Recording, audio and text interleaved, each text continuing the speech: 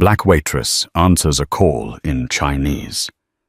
Near a Millionaire, the next day she's fired. On a warm Friday evening in the heart of bustling New York City, a quiet storm was about to begin. Unseen, unheard, and unexpected.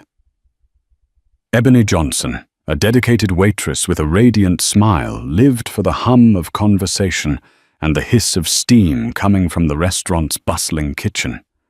She'd always been proud of her ability to connect with people across cultures, sprinkling her genuine warmth through every interaction. But on that fateful night, a simple phone call spoken in Chinese sparked a chain of events that would flip her world upside down, thrusting her into a whirlwind of drama, betrayal, and unexpected alliances.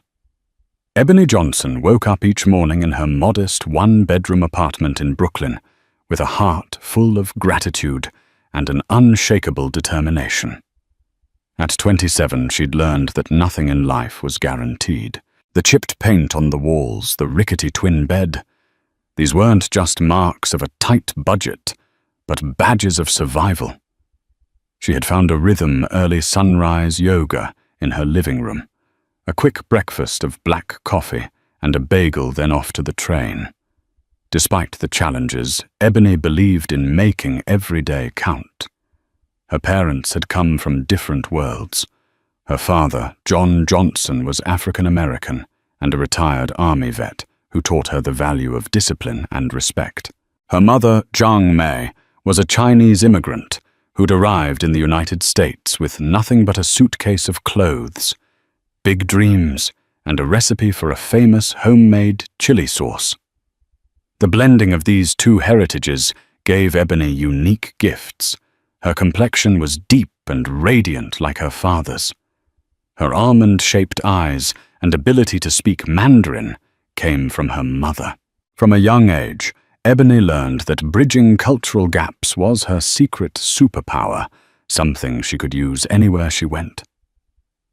After her mother's early passing, Ebony had taken it upon herself to maintain and honor her Chinese heritage. That meant practicing Mandarin on phone calls with her mother's side of the family and paying close attention to traditions during Lunar New Year. She also cherished her African American roots by participating in her local church choir and cooking collard greens on Sundays. The interplay of these two distinct cultures molded Ebony into someone who was open, curious, and full of empathy.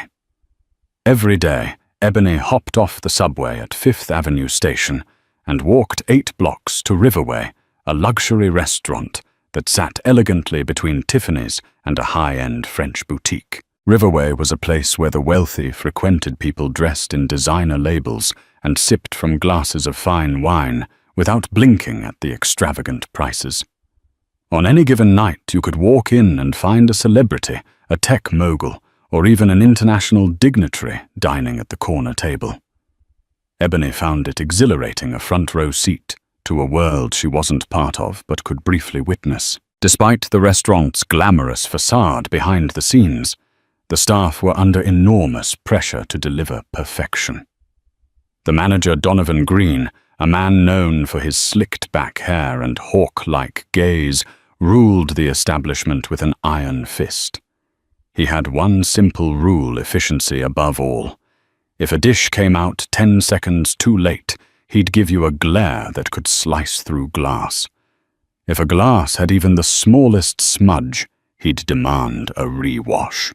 Donovan believed Riverway's reputation hinged on flawless service, and though Ebony didn't always agree with his methods, she knew she had to respect the hierarchy. Ebony became a waitress at Riverway 2 years prior, hoping to save enough money to pursue her dream, opening a cultural fusion cafe that celebrated her dual heritage. Her concept was to blend traditional African-American soul food with Chinese cooking techniques, creating something entirely new. Her father, John, had encouraged her from day one, even offering the little savings he had. Ebony insisted on earning her own way, determined to prove she could make her dream a reality by standing on her own 2 feet. Outside of work, Ebony's life was simple. She often spent her days off practicing new recipes, calling relatives in Guangzhou to share her successes in perfecting Chinese dishes, or volunteering at a local community center where she taught Chinese phrases to kids who were as curious as she had once been. She preferred quiet evenings of reading, often rereading her mother's old journals, written half in English, half in Chinese, to feel connected to her memory. There was never much money to go clubbing or indulge in fine dining herself, but Ebony found contentment in the small joys of life.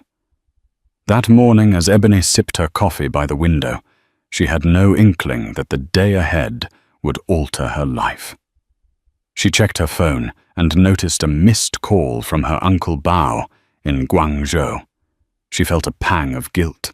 It had been a week since she'd last spoken to him.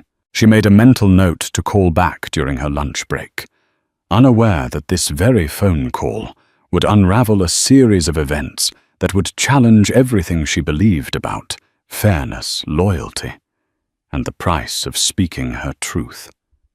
Finishing her coffee, Ebony grabbed her bag, tossed on her lightweight jacket, and stepped outside.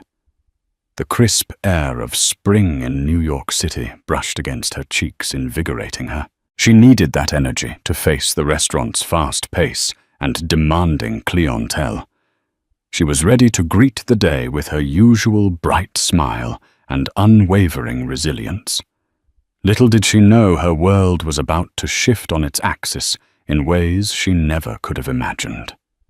The day began much like any other. Ebony navigated the bustling city sidewalks with practiced ease, dodging pedestrians glued to their phones, inhaling the distinct cocktail of street food and exhaust fumes. New York was alive with possibilities.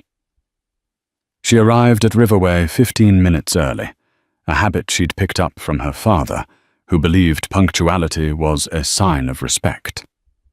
Donovan Green greeted her at the staff entrance with a curt nod, but said nothing more. The rest of the staff trickled in stifling yawns and exchanging hushed gossip about the previous night's tips and the rumored star-studded guest list scheduled for that evening. Ebony busied herself tying her apron, tucking loose strands of her braided hair under a neat hairnet, and wiping down already gleaming wine glasses. Every inch of the place had to be spotless. A momentary lapse could tarnish Riverway's polished image. By late afternoon, Ebony spotted a familiar face in the dining area: Jessica Price, a customer service manager who occasionally dropped by for a luxurious meal. Jessica was deep in conversation with a man Ebony didn't recognize, tall, impeccably dressed in a charcoal suit that screamed bespoke tailoring, carrying an air of quiet confidence. Ebony noted the subtle glint of a Patek Philippe watch on his wrist, and the unobtrusive earpiece peeking out from beneath his thick black hair. Between polishing silverware, Ebony caught snippets of their conversation. Something about philanthropic initiatives in inner-city schools and big investment deals in the tech industry. Then Jessica called Ebony over to their table, introducing her to the mysterious man as Mr. Travis Lee, an important investor. "Ebony, you'll be waiting on Mr. Lee this evening," Jessica said with a friendly smile. Jessica was known to be more approachable than Donovan. If Jessica trusted Ebony to handle a big spender, it was an unspoken recognition of Ebony's competence. Ebony grinned politely. "Thank you, Miss Price. It's a pleasure to serve you tonight, Mr. Lee," she said in English. Then, with a quick switch, she greeted him in Mandarin: "Hen gao xing wei, nin fu wu, hen gao xing wei, nin fu wu." An amused spark lit up Mr. Lee's eyes, and he responded fluently in Mandarin. Ebony could feel Donovan's stare from across the room. He never appreciated staff socializing too casually with guests, even if it was with the best intentions. Nonetheless, Ebony continued to exude her signature warmth. She handed them the menus, noting Mr. Lee's look of approval at her language skills. As Ebony walked away, she overheard bits of Mr. Lee's conversation on the phone, which he took briefly at the table. Something about meeting high-level executives from Microsoft to discuss a collaborative project. She realized just how significant Mr. Lee's presence might be.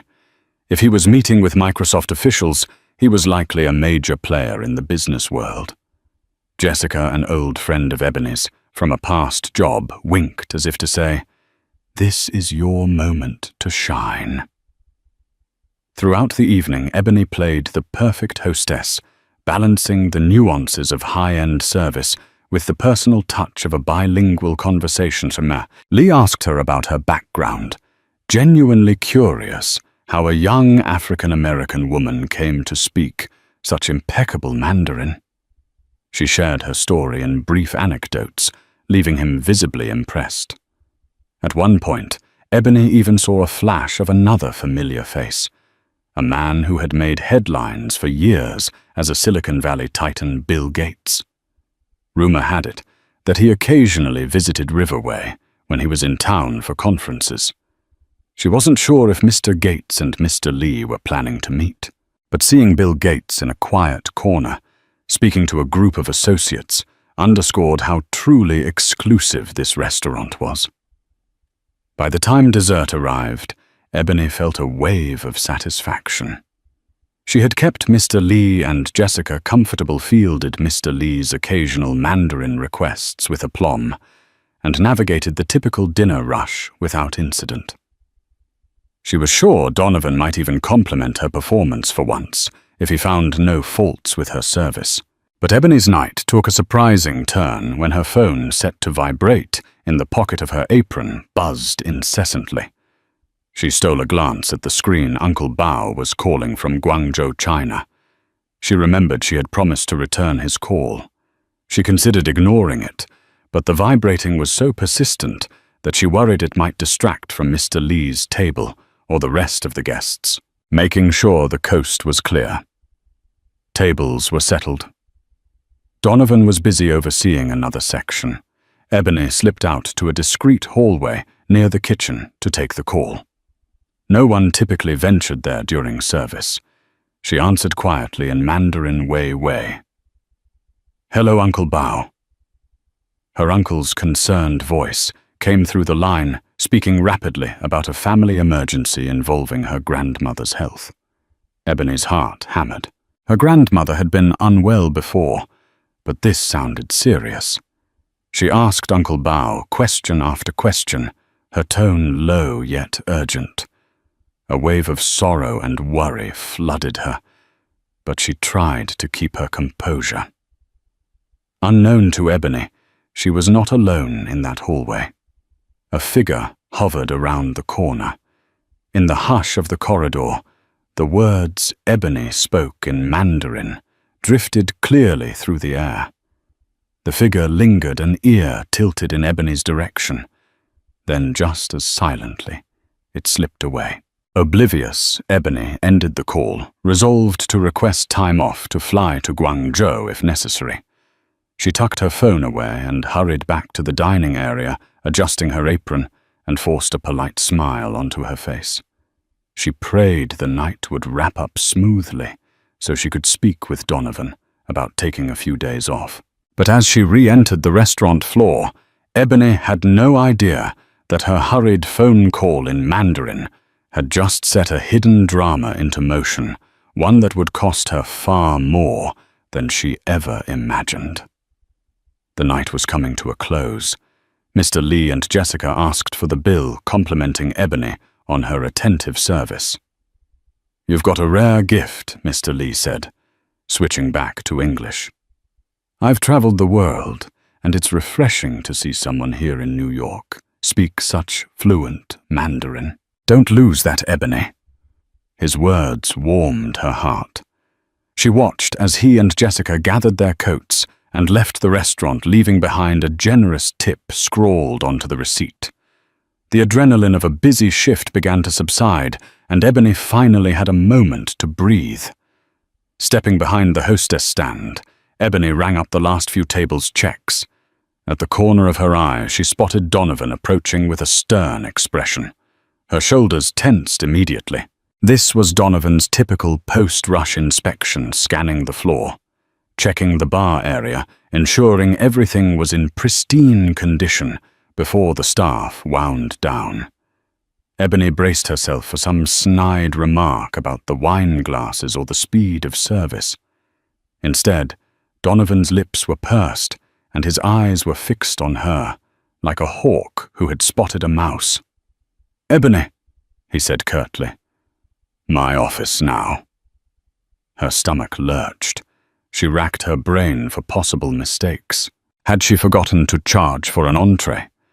Had Mr. Lee complained about something behind her back?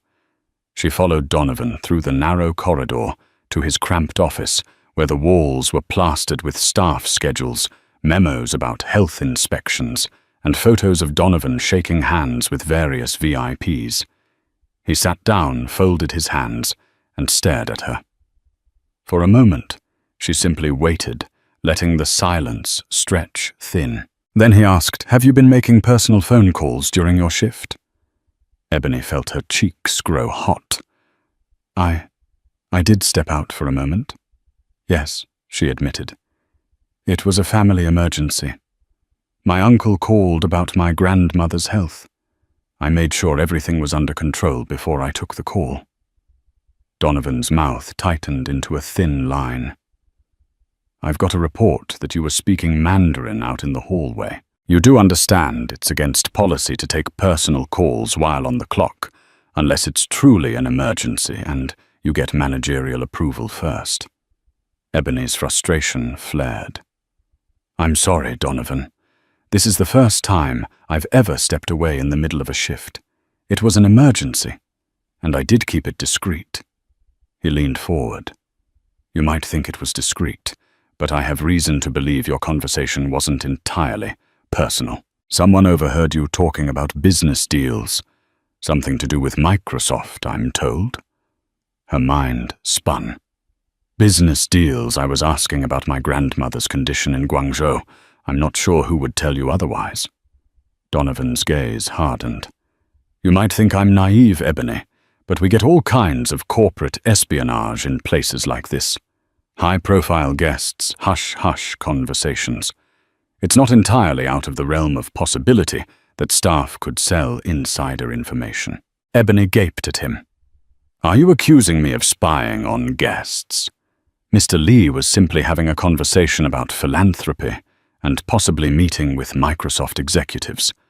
I wasn't eavesdropping for profit. I barely heard anything relevant.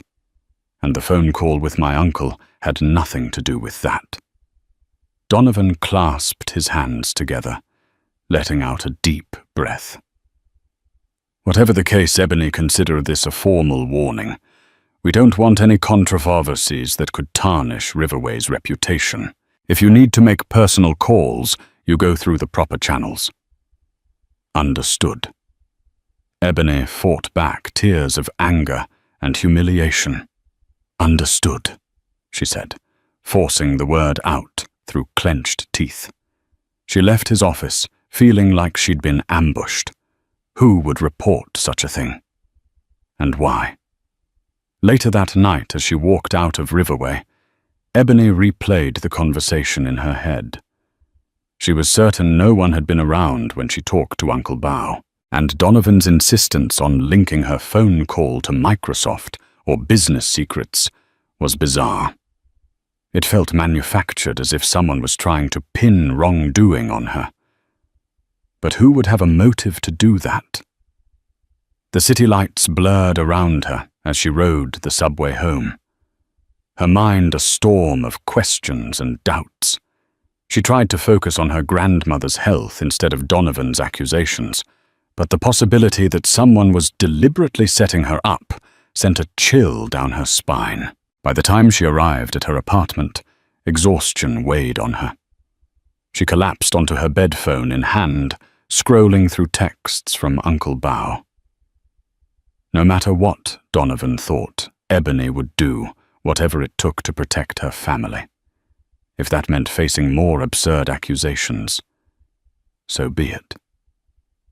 She never expected that the next day would bring the final blow, a sudden firing that would uproot her life and spark a battle she wasn't prepared for. But Ebony wasn't one to back down easily. She'd stand her ground, fight for her dignity, and uncover the truth lurking behind Donovan's ominous warning, no matter the cost. The next morning brought a swirl of anxiety. Ebony left her apartment at dawn, having barely slept after the tense meeting with Donovan. She tried to gather her energy by reminding herself of her grandmother's plight in Guangzhou. Someday, once she built a stable life and opened her dream cafe, she wanted to bring her grandmother to the States for a visit. That vision fueled her determination. When she arrived at Riverway, she was greeted by a sight she hadn't expected to see: so early uniformed men in black suits, security or private investigators standing near the entrance. Heart-pounding, she approached the staff entrance. One of the men glanced her way, but said nothing. She slipped inside, only to find an even more unsettling scene. Donovan was engaged in heated whispers with the restaurant's owner, Margaret Ross. Margaret Ross, a former Broadway actress turned restaurateur, had inherited the establishment from her late husband.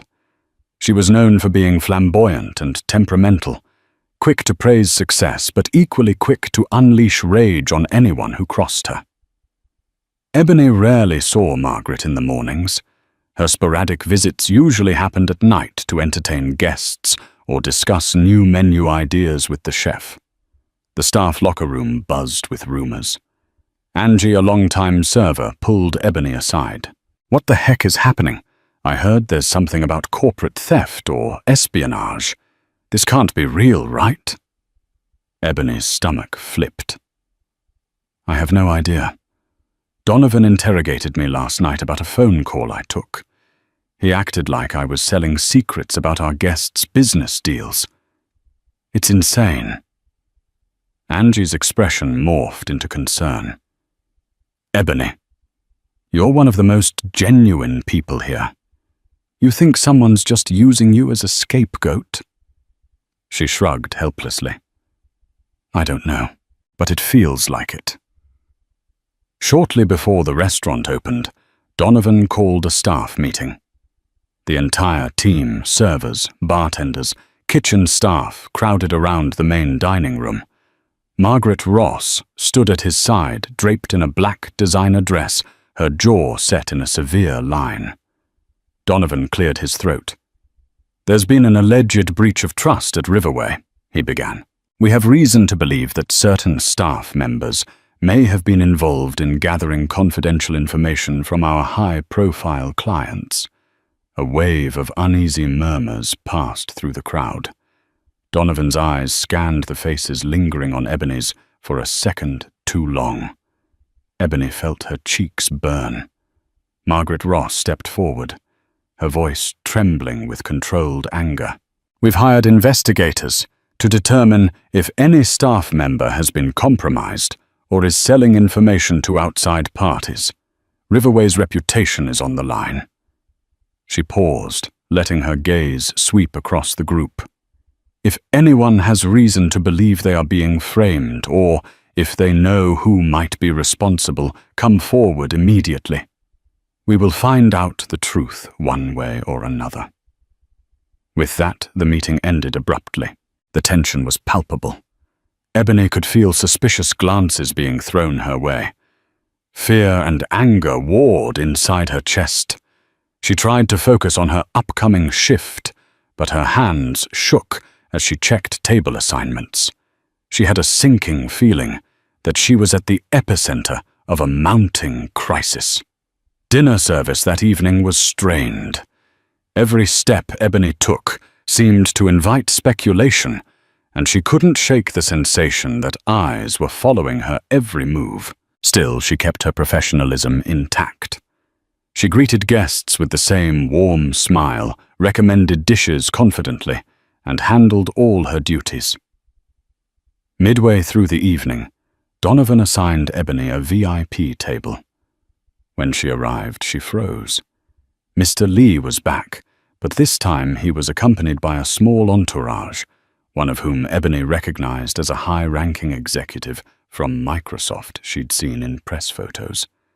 Ebony swallowed hard. Serving them again felt like stepping onto a stage for a second act, where the storyline had turned dark. Throughout the meal, Ebony caught fragments of their conversation negotiations, philanthropic projects, possible expansions into international markets. She maintained her composure discreetly, refilling wine glasses and offering suggestions for side dishes. But each time she approached, she felt Donovan's gaze. Was he testing her, expecting her to slip up? The tension reached a head when Mr. Lee received a phone call and momentarily stepped away from the table. Ebony cleared plates, trying not to look flustered. One of Mr. Lee's colleagues asked for dessert recommendations, and she replied in English, occasionally slipping into Mandarin to clarify a nuanced dish from the specials menu. Donovan's presence loomed just beyond her peripheral vision. By the end of the meal, the group left with Mr. Lee offering a polite nod. Ebony's relief was short-lived. As she cleared their table, Angie hurried over, breathless. I overheard Donovan talking to Margaret. She whispered, eyes wide. They're planning something. Something about letting you go. Ebony felt a jolt as if the ground had shifted beneath her. They're firing me. Angie gripped Ebony's arm gently. I don't know for certain, but Donovan said something about getting rid of the problem before the press finds out. Ebony. I'm so sorry. Dread weighed on her like a physical load. Despite the swirl of confusion, Ebony reminded herself she had done nothing wrong. The question that haunted her was who was feeding Donovan these lies, and why? She had a feeling that the secrets swirling around Riverway ran deeper than anyone realized. And as she finished out the service that night, Ebony resolved to fight for the truth, no matter how ugly it might be. The next morning, Ebony arrived at Riverway with her heart pounding as if she were heading into battle. A text message from Angie hinted that Donovan was already looking for her. Ebony steeled herself, determined to maintain her composure.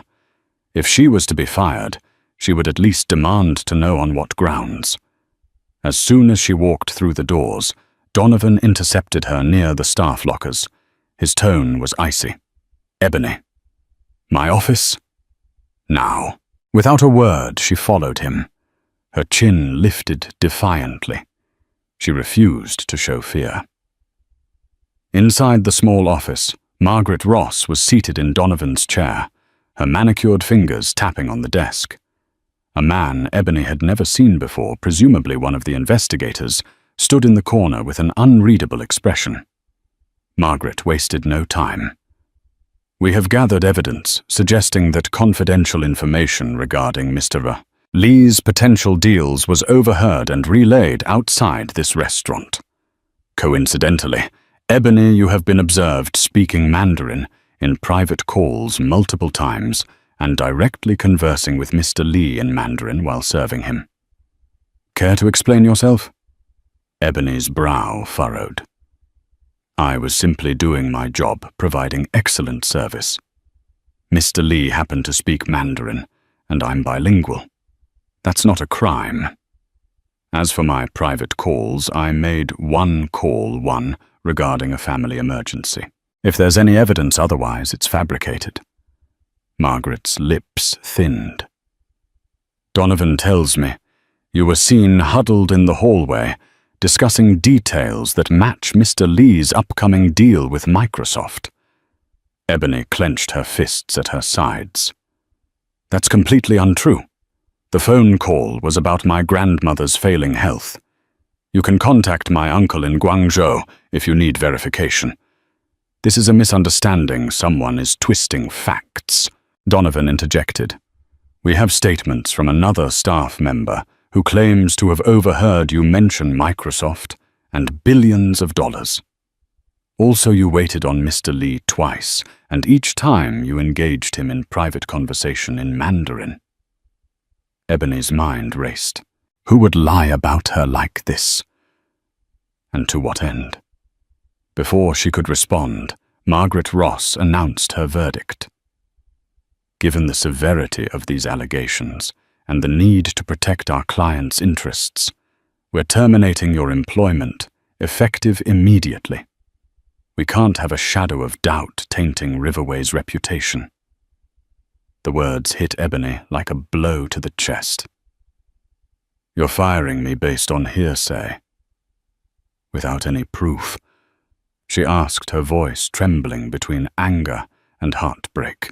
Margaret stood up, adjusting the expensive shawl around her shoulders. We have every right to protect our establishment. You'll receive your final paycheck via mail. She turned to Donovan. Escort her out. Without another word, Ebony stormed out of the office, Donovan tailing behind. Hot tears stung her eyes, but she refused to let them fall in front of him. She marched to her locker, grabbed her belongings, and made her way to the staff entrance. Angie and a few other staff members watched from a distance, sympathy in their eyes. But no one dared to intervene. Once she was outside, Ebony felt as though the city's noise had suddenly intensified, everything jarring and overwhelming. She was unemployed, unjustly accused of espionage, and now had to figure out how to handle her grandmother's medical crisis on top of everything.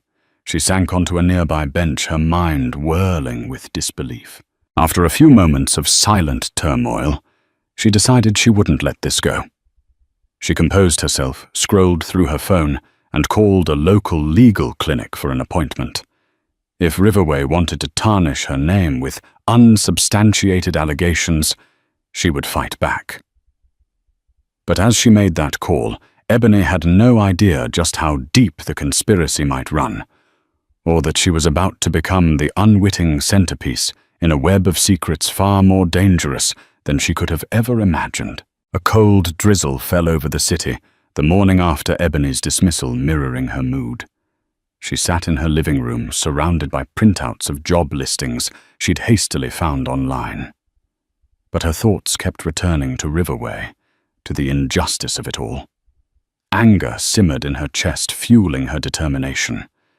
She had her father's stubborn spirit. When wronged, you stand up and fight. That afternoon, Ebony headed to the pro bono legal clinic in Harlem.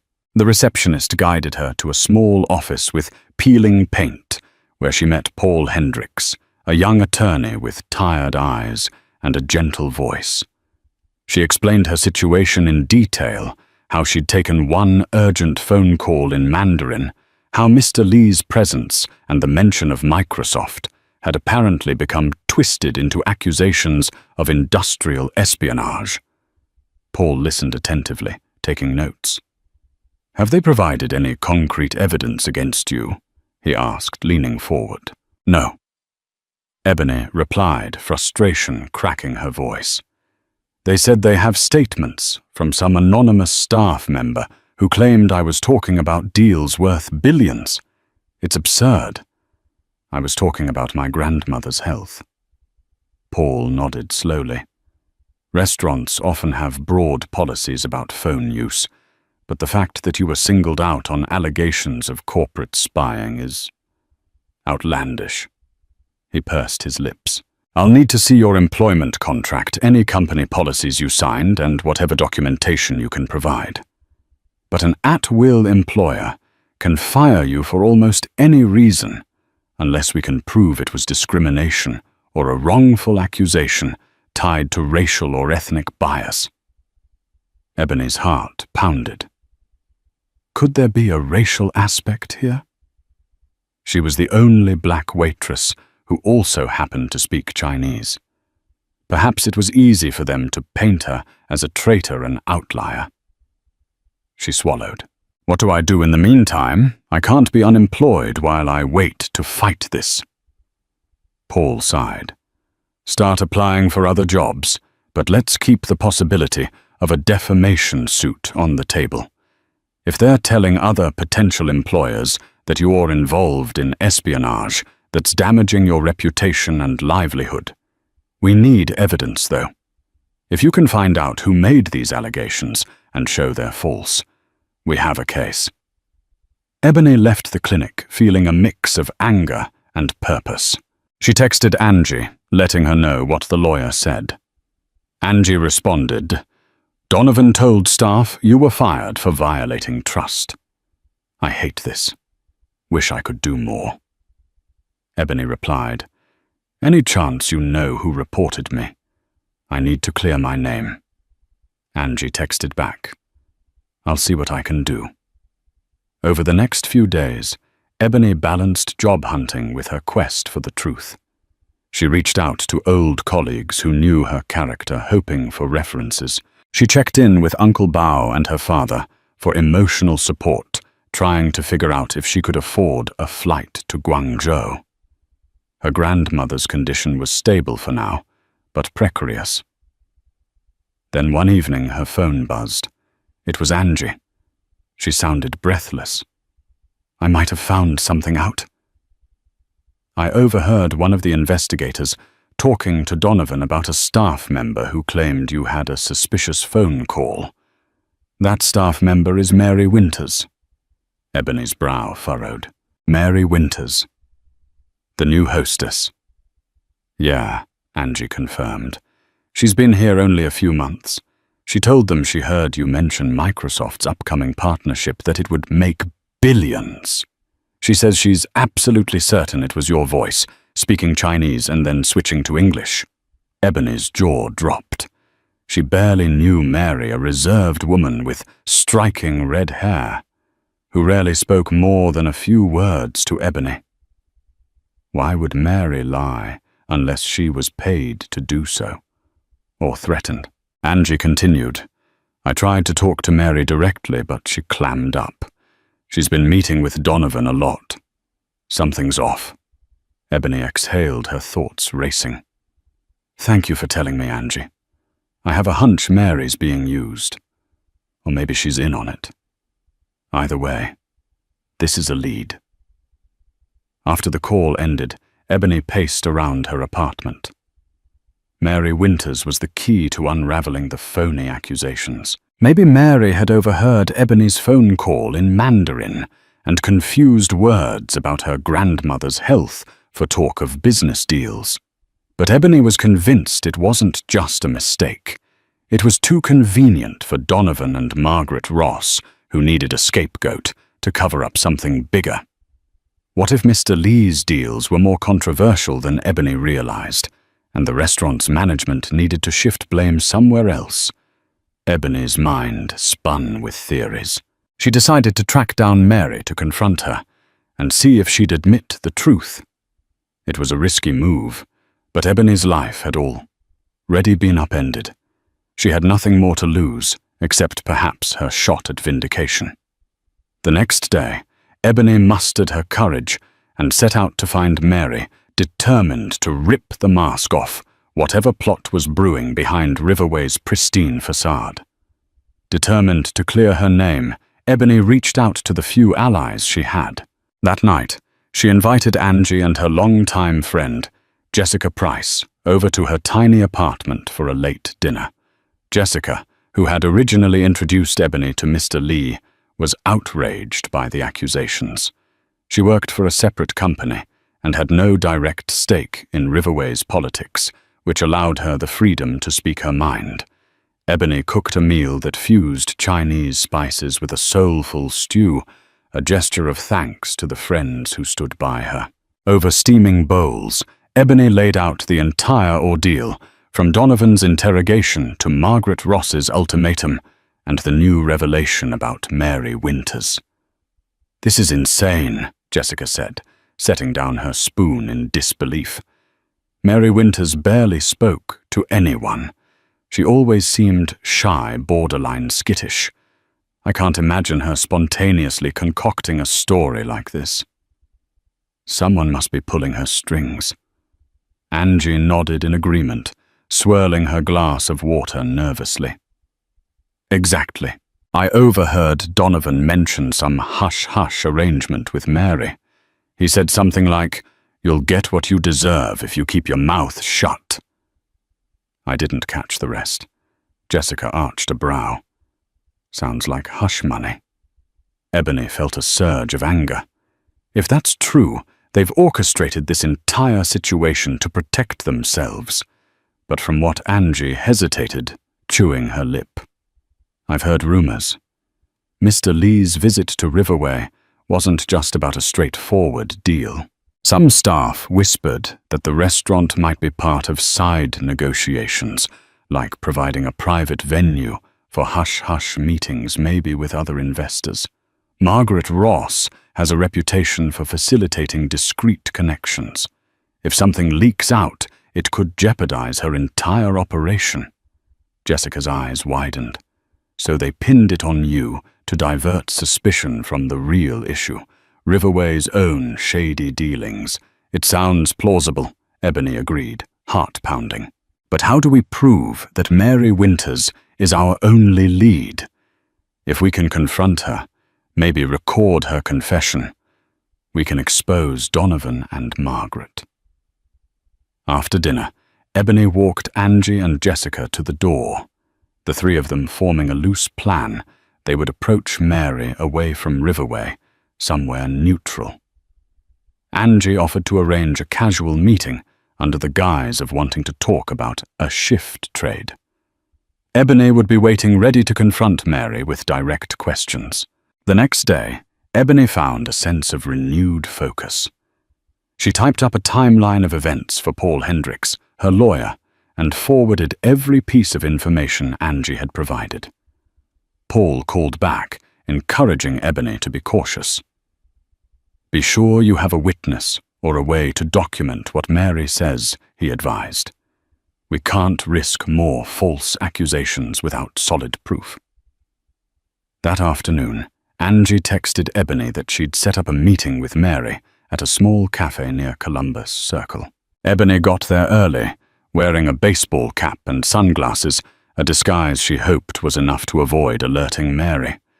The cafe was cozy with potted plants lining the windows and soft jazz playing in the background. When Angie arrived with Mary in tow, Ebony's pulse quickened. Mary looked on edge, her eyes darting around. She wore a plain blouse and jeans, blending in easily with the crowd. Angie led her to a table near the back, not yet revealing Ebony's presence. From her vantage point, Ebony watched Mary fidget with her cup of tea, clearly unsettled. After a few minutes of casual small talk, Angie took a deep breath. "Mary, there's something I need to be honest with you about," she began, her voice soft. "This is about Ebony Johnson, the waitress who was fired." Mary stiffened at Ebony's name. "What about her?" Angie's gaze flickered to Ebony, giving her the signal. Ebony stood and approached the table, removing her cap and sunglasses as she did. Mary's eyes widened in alarm, and she looked ready to bolt. But Angie gently placed a hand on Mary's arm. "Please, Mary, just hear her out." Ebony pulled out a chair, her hands trembling slightly as she sat down. "Mary, I'm not here to attack you. I only want the truth. You told Donovan and Margaret that I was talking about Microsoft deals worth billions on a phone call. That's a lie." Mary's mouth opened, but no words came out. She glanced around nervously, as if she feared someone was watching. Ebony pressed on. "Mary, I lost my job because of your accusation, and they're likely paying you or threatening you to keep silent. If you have any conscience, please tell me why you did it." The color drained from Mary's face, and tears gathered at the corners of her eyes. She glanced at Angie, then back at Ebony, torn between guilt and apprehension. Ebony could almost see the internal battle waging inside her. If Mary's silence was bought, she might be scared of losing money or facing retaliation. But perhaps the weight of her lie was becoming too heavy to bear. Mary swallowed hard. "I didn't want to hurt you," she whispered, voice trembling. "I swear." "But Donovan, he said if I didn't give a statement against you, he'd destroy my chance at a work visa. He has connections. He was going to tell immigration that I lied on my application. He offered me money to a bonus if I just said I overheard your phone call in Mandarin discussing Microsoft." Ebony exchanged a stunned look with Angie. This was bigger than she'd anticipated. If Donovan threatened Mary's legal status in the country, then Mary was a victim in her own right. Angie gently took Mary's hand. "Mary, we need your help. If you tell the truth, you can expose what Donovan and Margaret are doing. Ebony can clear her name." Mary's eyes flicked nervously from side to side. "I'm scared. He knows people. But I can't live with this guilt. I'll help, but you have to promise to protect me." Ebony and Angie shared a tense nod. "We'll do our best," Ebony said, resolve hardening in her chest.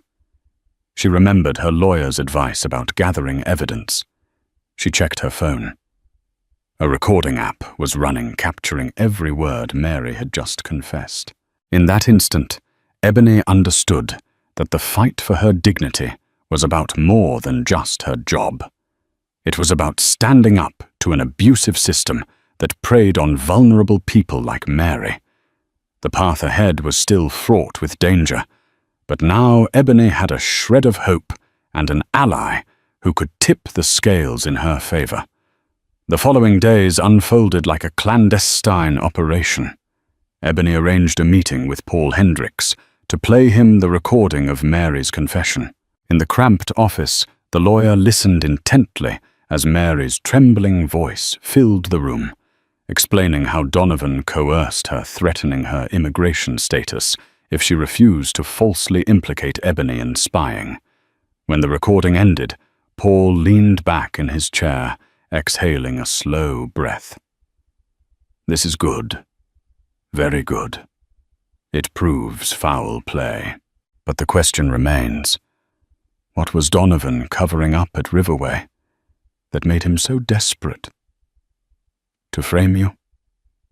Ebony frowned, running a hand over her braided hair. Mary said something about hush-hush deals. Angie mentioned rumors that Margaret Ross rents out Riverway's private dining rooms to facilitate business negotiations that might not be entirely above board. Maybe Donovan feared an actual leak and needed a scapegoat. Paul nodded fingers, tapping the table. "All right, this could be a bigger scandal. If we expose it, we might clear your name in a major way. But we'll need more evidence. Think you can convince Mary to share details about Donovan's threats in an official statement?" Ebony swallowed. "I'll try. She's terrified, but she wants to do what's right." That evening, Ebony, Angie, and Mary met again, this time at Angie's modest apartment in Queens. Angie's home was sparse, but cozy stacks of books lined the walls. A scented candle flickered on the coffee table. Mary looked even more nervous than before, wringing her hands as she sat on Angie's worn-out sofa. Ebony gently approached the topic of making an official statement. "Mary, if we go to the authorities or file a lawsuit, it'll be your word against Donovan's, unless we have concrete proof. That means a sworn affidavit or recorded testimony." Mary gulped. "I want to help, but Donovan's threats. He said he could ruin me. I can't risk deportation." Angie rubbed Mary's shoulder comfortingly. "Paul Ebony's lawyer said he'll do everything in his power to ensure you're protected. If you come forward willingly, you'll be seen as the whistleblower, not an accomplice." Tears glistened in Mary's eyes. "Okay," she finally whispered, voice trembling. I'll do it. I have to. I can't live like this." A flicker of relief washed over Ebony. She offered Mary a tentative smile.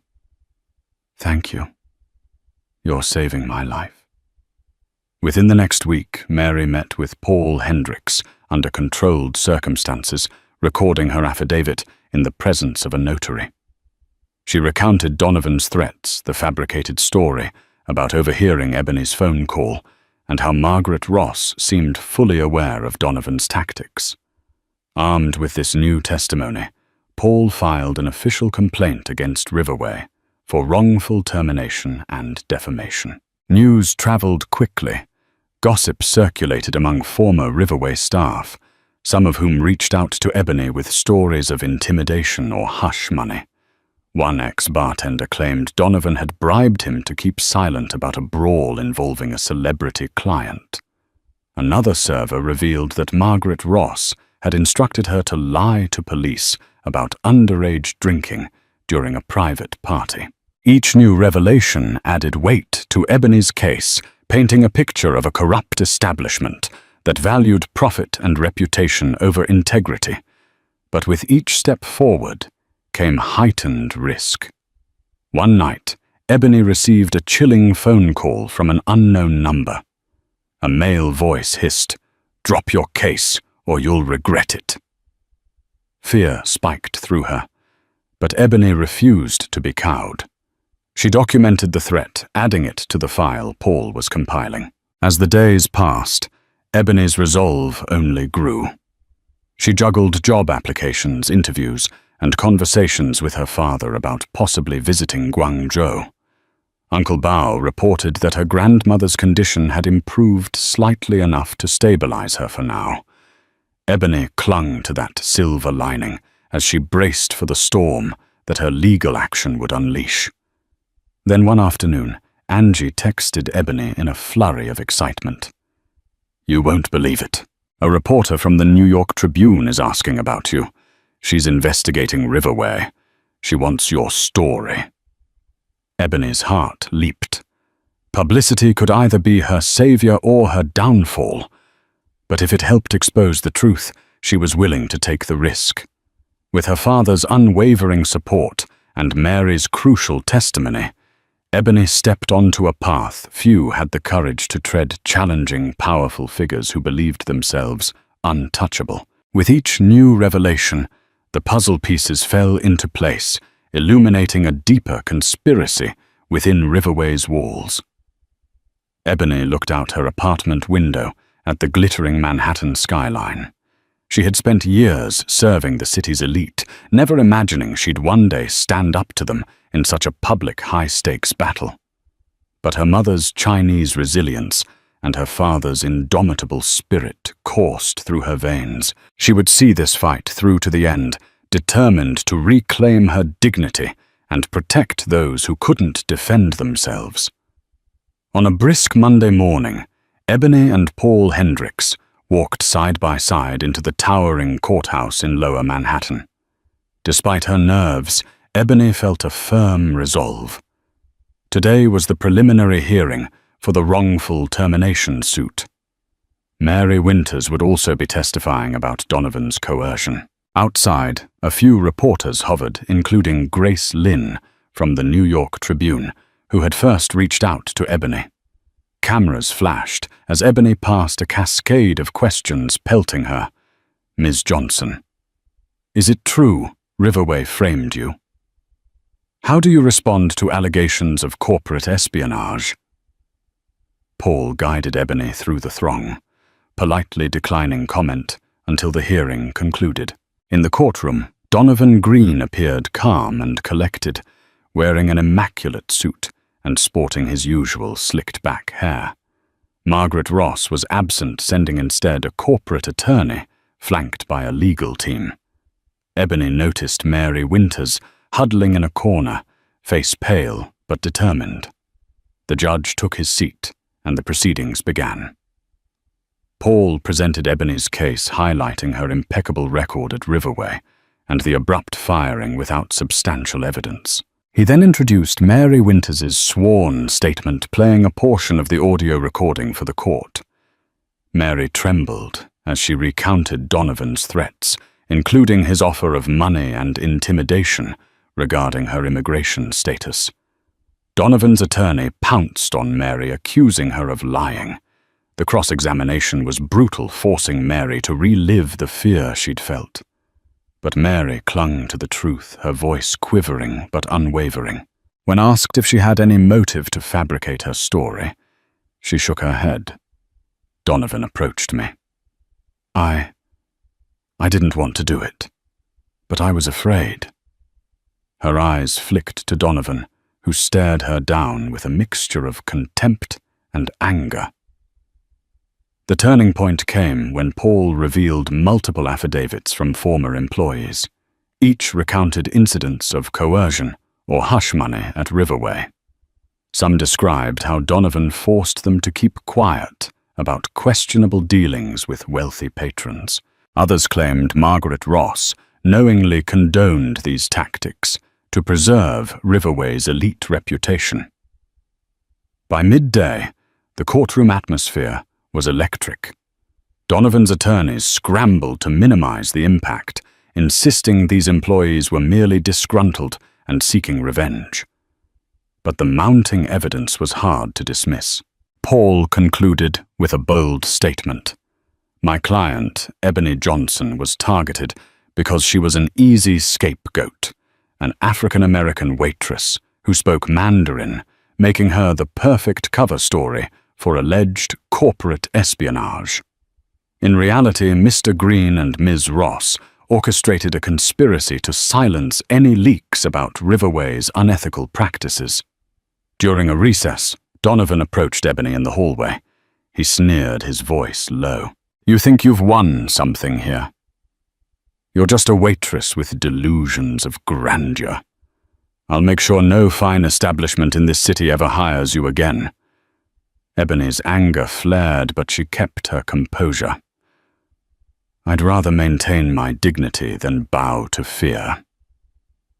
Donovan's lips curled into a bitter smile. You're going to regret crossing me, Ebony. He turned on his heel and stalked away. When the hearing resumed, the judge stated he found enough merit in Ebony's suit to move the case toward a full trial if the parties couldn't reach a settlement. Paul requested a temporary injunction preventing Donovan, Margaret Ross, or Riverway's legal team from contacting Ebony or Mary outside official channels. The judge granted it, frowning disapprovingly at Donovan's prior intimidation. Outside the courthouse, reporters swarmed. Grace Lynn managed to get to Ebony first. Miss Johnson, how do you feel about the judge's decision? Ebony took a breath. Hopeful.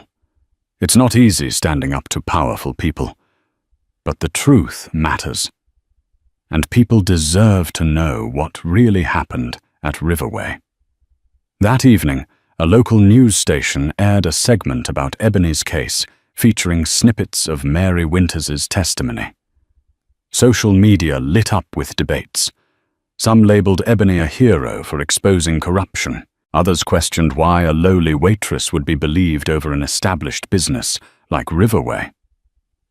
But Ebony felt buoyed by the growing public support, especially from people who had faced similar workplace injustices. Still, the path ahead was fraught with uncertainty. A full trial could drag on for months, draining Ebony's finances and testing her resilience. But she was not alone. Her father called daily with words of encouragement, praising her courage. Angie checked in, offering emotional support. And Mary, though still fearful, stood resolute by Ebony's side. As Ebony prepared for what lay ahead, she couldn't help but feel a sense of déjà vu. Her life had always been about forging bridges between worlds, whether it was cultural, linguistic, or social. Now she was building a bridge from oppression to justice, one piece of evidence at a time. And no matter how rocky the path, Ebony vowed she would never back down. Weeks turned into months as Ebony's lawsuit against Riverway progressed. The legal battle was intense, filled with discovery requests, depositions and near-daily challenges.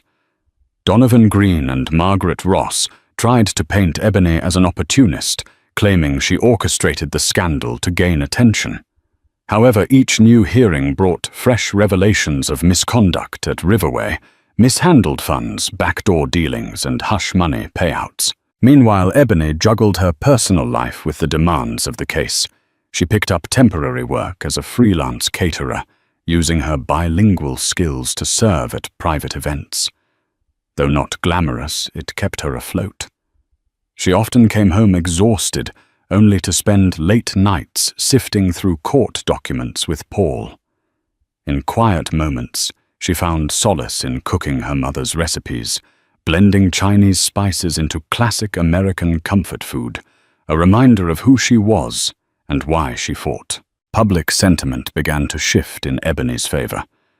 Grace Lynn published a series of investigative articles exposing Riverway's questionable practices, backed up by interviews with current and former staff. Online petitions demanded accountability from Margaret Ross, urging authorities to investigate not only the alleged espionage fiasco, but also potential labor violations. The once gilded reputation of Riverway began to tarnish. In a surprising turn of events, Mr. Lai reached out to Ebony through Jessica Price. He expressed dismay upon learning that Ebony, the kind waitress who had served him so kindly, was now embroiled in a scandal. Mr. Lee offered to speak on her behalf, confirming that he never suspected Ebony of eavesdropping or selling secrets. His statement, though brief, carried weight due to his influential status. It further eroded Donovan's claim that Ebony was a spy. Eventually, Donovan Green and Margaret Ross found themselves backed into a corner. Their attorneys approached Paul Hendricks with a settlement offer a substantial sum in exchange for Ebony dropping the lawsuit and signing a non-disclosure agreement. Ebony was tempted she needed the money, and the legal battle had taken a toll on her health. But after consulting with Paul Angie and her father, she declined the hush money. She refused to bury the truth. As the trial date loomed, Ebony faced a pivotal moment. On the eve of final depositions, Margaret Ross herself appeared unexpectedly at Paul's office, requesting a private meeting with Ebony. Though wary, Ebony agreed, hoping to find closure. Margaret arrived in a sleek black limousine, dressed to the nines in a fur coat and pearl necklace. Once inside the conference room, her demeanor was tense. "I'm here to make a final offer," she said, her voice hushed. "Drop the case and I'll reinstate you at Riverway with a promotion and a generous raise." Ebony stared at Margaret in disbelief, then shook her head. "You think I want to go back after what you did?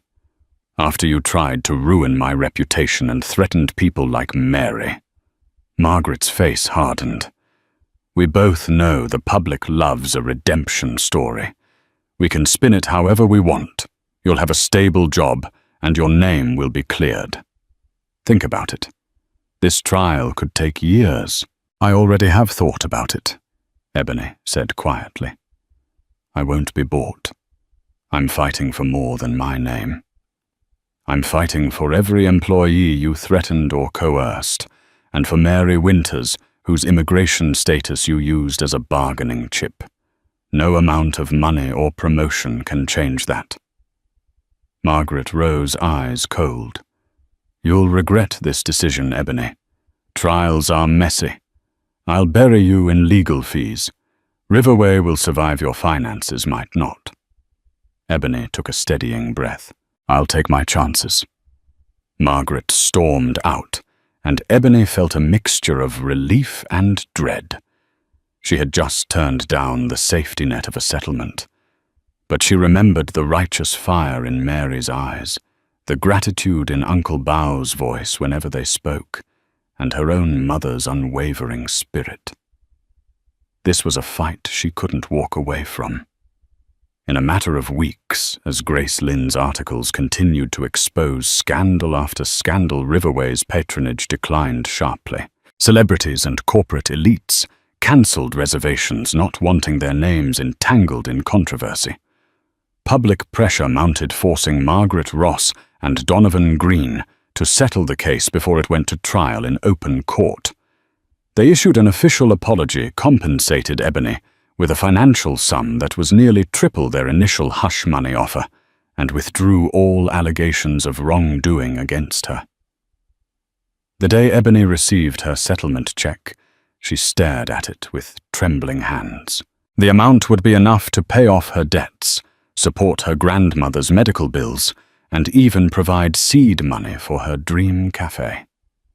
Tears welled in her eyes, not from relief alone, but from the validation that she had stood her ground. A few months later, Ebony signed the lease on a small storefront in Brooklyn, a bright mural of African and Chinese motifs adorning the walls. She named the cafe Heritage Blossoms in honor of her parents' union and the blossoming of her own identity. On opening day, Angie, Mary Paul, and even Jessica came to celebrate. As Ebony stood behind the counter, handing out samples of her special dim sum-infused soul food, she felt a weight lift off her shoulders. She had fought injustice, refused to be silenced, and emerged stronger. And as the first customers of the day arrived, some from the local community, others lured by curiosity, Ebony greeted them in both Mandarin and English with a radiant smile. A new dawn had arrived, one that she had forged with her own unwavering spirit. Ebony's journey from unsuspecting waitress to resilient truth-teller is a testament to the power of standing up for what's right, even when the odds seem insurmountable. She refused to let false accusations and intimidation define her future, exposing the wrongdoing at Riverway and reclaiming her reputation in the process. Her story resonates with anyone who has ever felt marginalized or silenced, reminding us that integrity and courage can break even the most oppressive chains. If you found inspiration in Ebony's struggle and triumph, remember to like, share, and subscribe to help spread her powerful message. Let's stand together in supporting justice, equality, and the right to pursue our dreams. By sharing this video, you become part of Ebony's legacy, ensuring that no one must face injustice alone, and that every voice, no matter how small, deserves to be heard. Thank you for watching.